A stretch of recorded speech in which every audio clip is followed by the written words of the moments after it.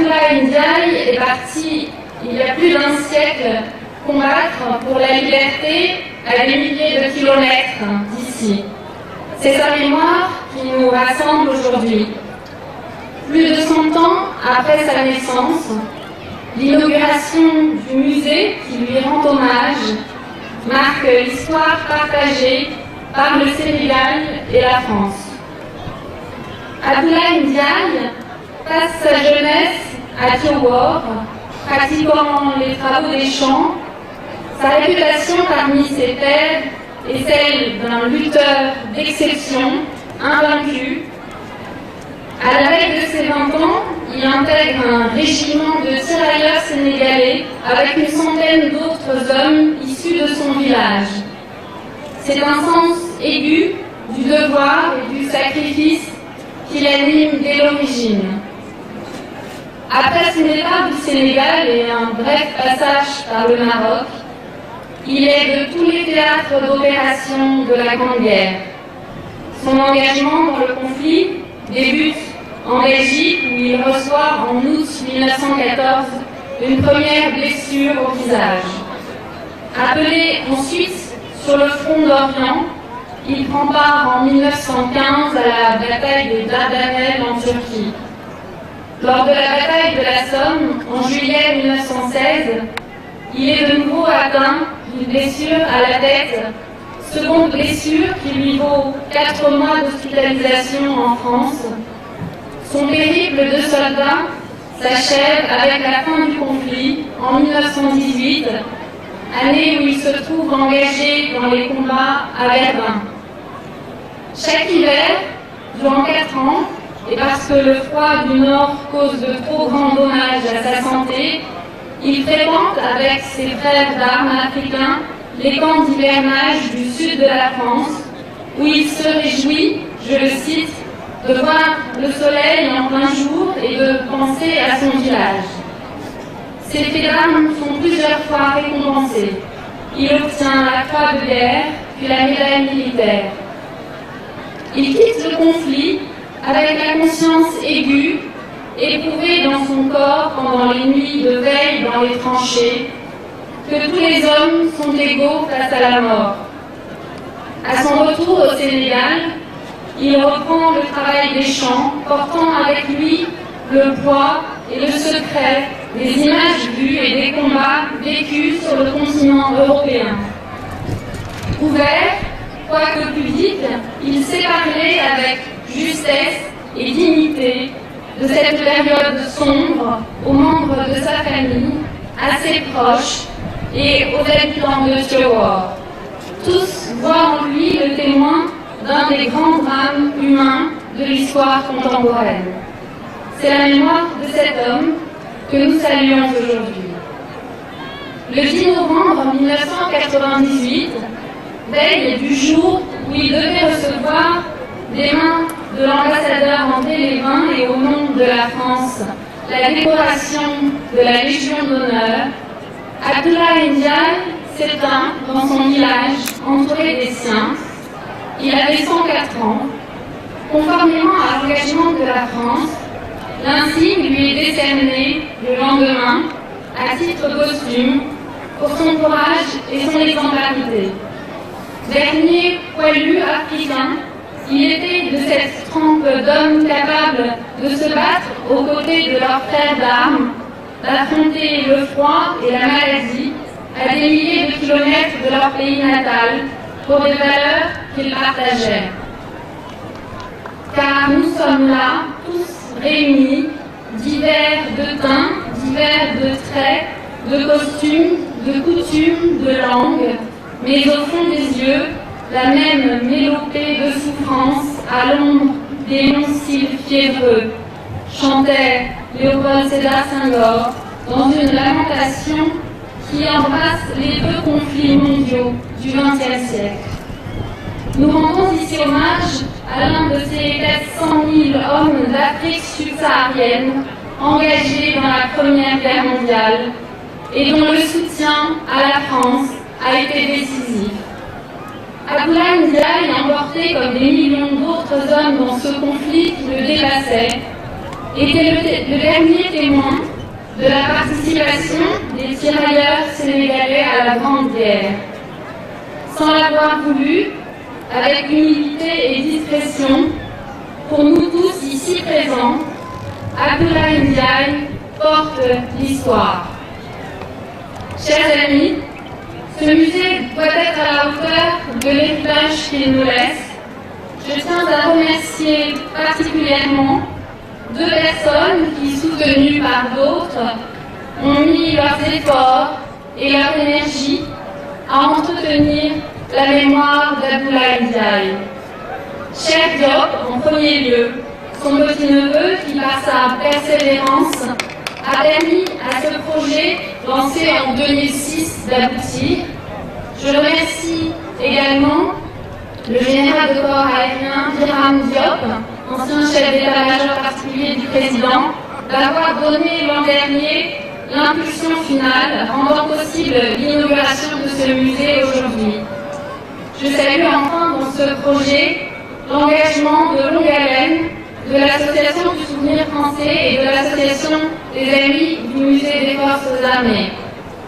Désormais, ce musée inaugure pour nous un nouveau rapport à l'histoire, celui du recueillement, de la mémoire et du travail sur notre passé. C'est la voie que le Sénégal et la France ont choisi d'emprunter. En 2002, 4 ans après le décès d'Abdoulaye Ndiaye, une stèle a été posée à quelques pas de cette case par nos 2 pays. J'ai pu les recueillir il y a quelques instants.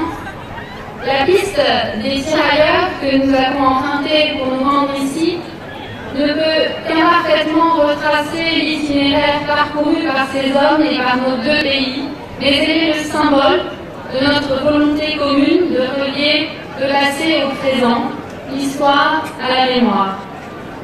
À travers Abdoulaye Ndiaye, en effet, c'est l'ensemble des tirailleurs sénégalais engagés dans la Grande Guerre que le Sénégal et la France saluent et honorent.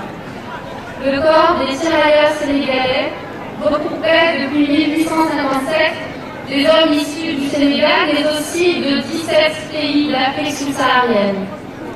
Nos pays sont liés par les combats menés, par le dévouement et la persévérance partagée, par le sang versé en commun. Les rues et places de France, selon le souhait exprimé par le président Emmanuel Macron, commencent à porter les noms de ces hommes venus d'Afrique et morts pour la liberté. Notre pays ne les oublie pas. En participant à l'inauguration du musée préservant la case d'Abdoulaye Ndiaye, la France s'incline avec respect devant la mémoire des combattants africains de la Grande Guerre. Elle sait ce qu'elle leur doit. Je vous remercie. De France. Excellences, Mesdames, Messieurs les ambassadeurs du corps diplomatique, Messieurs les officiers généraux, Monsieur le maire de la commune de Léona, Monsieur le chef de village de Tchor, chères notabilités religieuses et coutumières, chers élus, Monsieur le président de l'association des amis du musée des forces armées, Mesdames, Messieurs les officiers supérieurs, sous-officiers militaires du rang, Mesdames, Messieurs, distingués invités en vos rangs, grades, qualités et titres, chère population de Tchor. C'est avec un grand plaisir que je viens aujourd'hui à Tchor, lié témoin de notre histoire, pour présider la cérémonie d'inauguration de la case du tirailleur. Cette cérémonie cadre assurément avec la volonté politique de son Excellence M. Macky Sall, président de la République et chef suprême des armées, de faire réhabiliter, préserver et célébrer notre mémoire combattante, à l'effet de la vivifier, mais aussi et surtout de transmettre à la jeunesse sénégalaise les valeurs et les vertus propres à notre pays, pour forger le patriotisme et le sens civique devant le permettre d'être des acteurs majeurs de développement et d'intégration des peuples africains et du monde.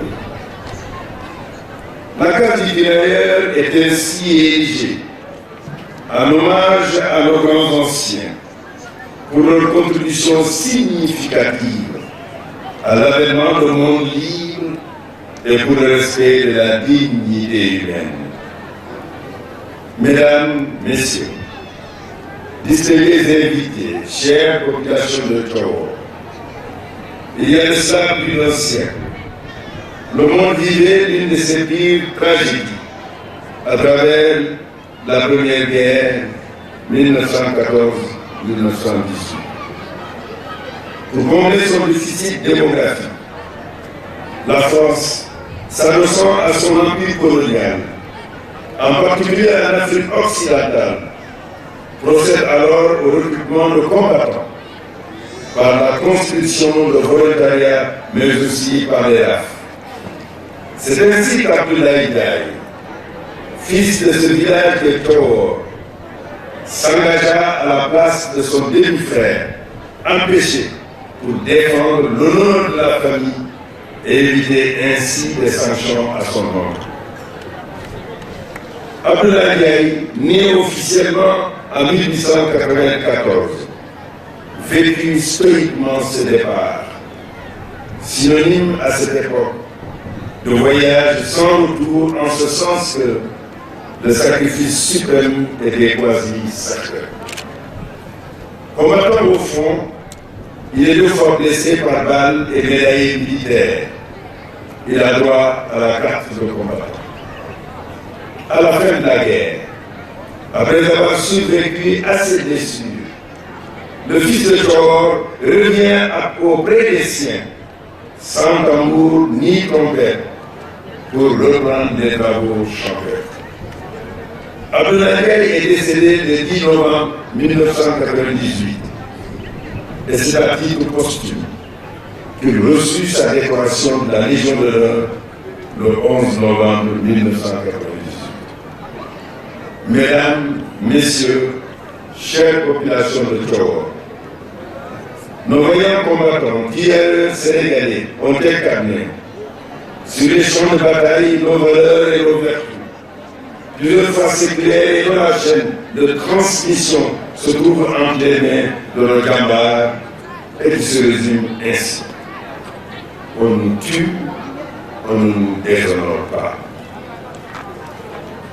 C'est derrière ce condensé de valeurs et de vertus cardinales que l'on retrouve dans les propos du maréchal Foch, commandant en chef des troupes alliées sur le front occidental en 1918. Je cite: si je n'ai pas eu l'occasion, dans un ordre du jour, de féliciter les soldats noirs pour leur héroïsme pendant la guerre, je suis heureux de profiter de celle que vous m'offrez pour déclarer combien j'ai admiré leur merveilleux courage, leur indomptable ténacité, leur élan fougueux, et combien j'apprécie leur profonde loyauté et leur absolu dévouement. Félicitations. Mesdames, Messieurs, la route bitumée qui relie Léona à Thioro veut qui tenait très à cœur Abdoulaye Diaye, même à sa demeure, désormais dénommée case du tirailleur. Cette case du tirailleur est un complexe muséal constitué de la case proprement dite où habitait notre poilu, avec un musée comprenant deux entités. Une consacrée à Abdoulaye Diaye et une autre réservée à tous les tirailleurs sénégalais de la Grande Guerre et à leurs frères africains. Ce livre de mémoire, réalisé par l'Association des Amis du Musée des Forces armées, sera remis à la direction des archives et du patrimoine historique du ministère des Forces armées qui en supervisera la gestion. Celle-ci est confiée à un comité local du village, en collaboration avec le ministère de la Culture et de la Communication, ainsi que celui du Tourisme et des Transports aériens. C'est le lieu pour moi de remercier tous les partenaires de l'association des Amis du Musée des Forces Armées, notamment l'état-major particulier de M. le Président de la République, qui a fortement soutenu ce projet jusqu'à son terme. Au nom de son Excellence M. Macky Sall, Président de la République et chef suprême des armées, je vous adresse mes chaleureuses félicitations pour ce bel exemple de préservation de notre mémoire combattante. Chère population de Thioro, de Léona et de Louga, vous disposez là d'un excellent outil de promotion culturelle et de tourisme mémoriel qui peut constituer un tremplin pour le développement endogène de votre localité. Je remercie la famille et tous ceux qui l'ont accompagné dans ce projet, mais également pour son compagnonnage bénéfique avec la direction des archives et du patrimoine historique du ministère des Forces armées. J'ai une pensée pieuse à l'égard de vos membres qui nous ont quittés. Je vous nomme Feu le général Lamine Cissé, le colonel Mamadou Lamine Touré, Mamadou Bounandiaï, Mansour Bounandiaï, le colonel Ahmed Babadiaï, Maria Data et tous les autres. J'ai également une pensée pieuse pour un grand ami des tirailleurs avec qui il a combattu, le colonel Boris Rivers, qui nous a quittés la semaine dernière à l'âge de 96 ans. Il a beaucoup lutté pour la défense de l'Europe. Il a incarné la fraternité d'âme, née sur les champs de bataille jusqu'à sa mort. Nous nous inclinons pieusement devant sa mémoire et celle de tous les autres qui nous ont quittés. Ils reposent tous en paix. Mesdames, Messieurs, permettez-moi, avant de conclure, de rappeler que ce formidable exemple de devoir de mémoire, au-delà de la réhabilitation des tirailleurs, doit contribuer à exorciser la guerre. Il doit sans cesse nous rappeler qu'il est de notre responsabilité, dans ce contexte de menaces complexes et multiformes, de préparer la jeunesse en lui inculquant les notions fondamentales de respect de la vie, de la dignité humaine et de la tolérance. Nous devons conglomérer nos efforts à la recherche de la paix, de la concorde et de la solidarité pour faire face aux défis hautement plus menaçants à la survie de notre planète que sont la faim, la soif, la pauvreté et les changements climatiques. J'exhorte enfin l'association des Amis du Musée des Forces armées à persévérer dans cette voie du devoir des mémoires afin que désormais le rôle de nos tirailleurs, de leur contribution dans l'avènement du monde libre soit mieux connu et diffusé pour que tous ces grands anciens puissent reposer en paix. Je vous remercie de votre aimable attention.